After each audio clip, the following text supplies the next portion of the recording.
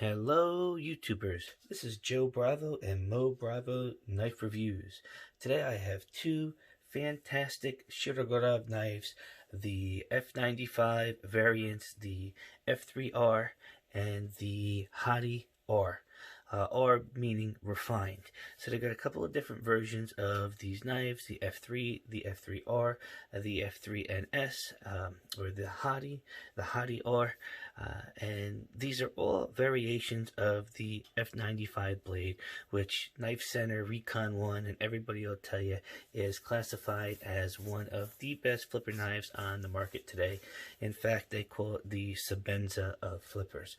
I would never say that. I don't know whoever came up with that, God bless them, but that would never get uttered out of my mouth because these guys in their own right are fantastic knives and shouldn't be segmented into a different knife maker because these guys are doing it and they're doing it right.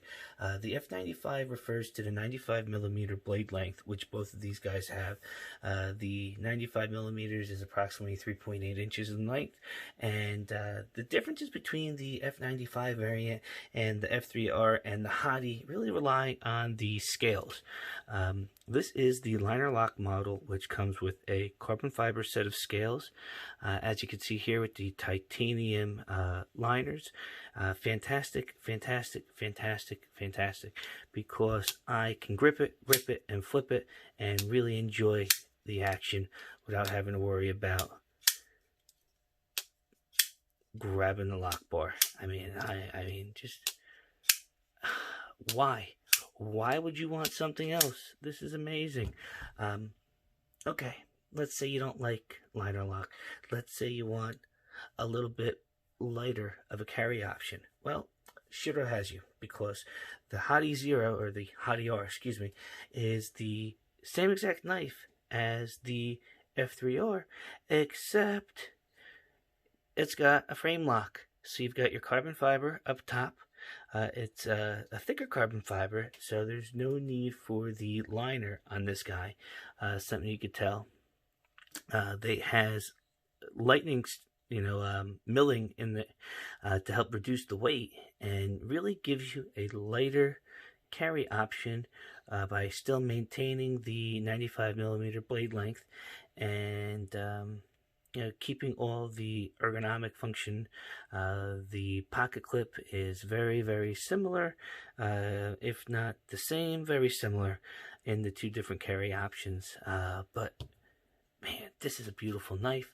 This is in dark blue Aludix, which is a derivative or a specific type of carbon fiber, and it just glows. I mean, this is a showstopper.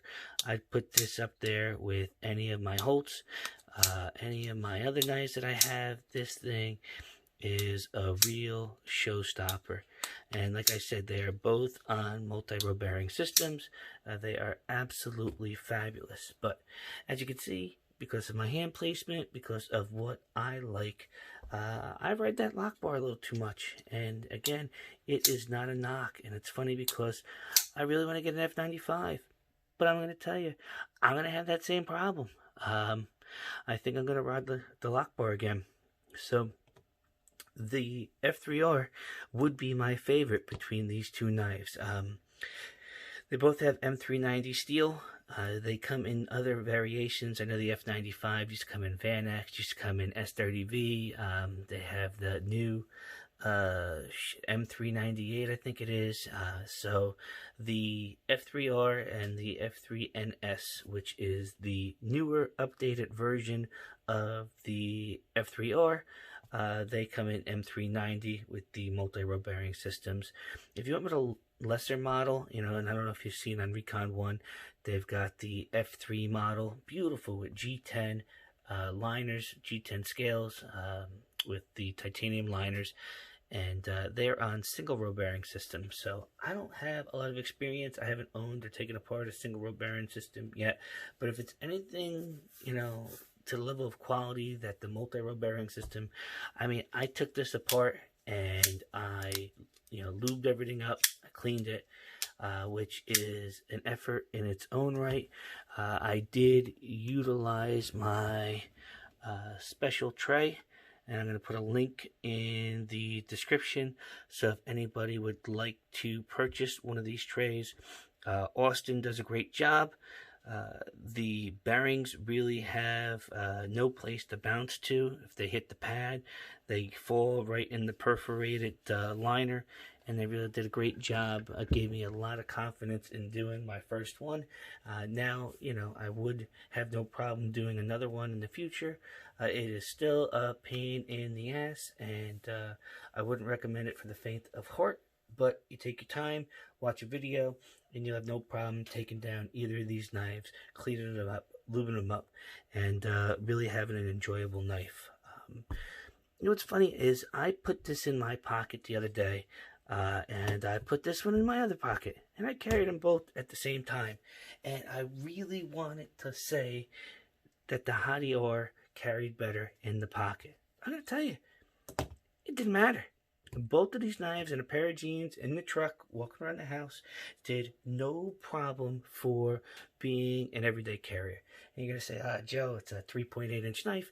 That's not an EDC knife. Well, I'm going to tell you, we talked about not putting it next to a Sebenza, but just to get an idea, here's your Sebenza. And, if you can carry a Sebenza, you can carry an F95, you can carry an F3R, you can carry a Hati, any one of the different variations that utilize that 95mm blade length. Just to give you another comparison, my favorite, the PM2. If you can carry a PM2, you can carry these guys, and you really get a good understanding of the level of quality that comes into these knives. It's really cool is that they have this really thick blade stock.